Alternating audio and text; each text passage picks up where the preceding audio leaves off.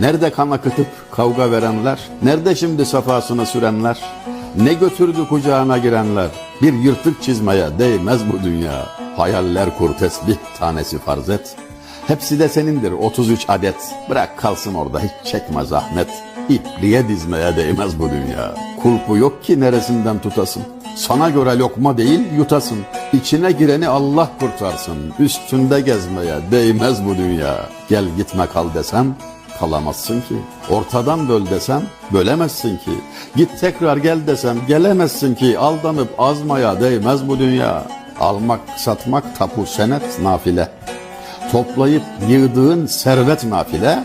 Sıla nafiledir gurbet nafile. Yağmaya tozmaya değmez bu dünya. Sınırlar çizilmiş konulmuş yasak.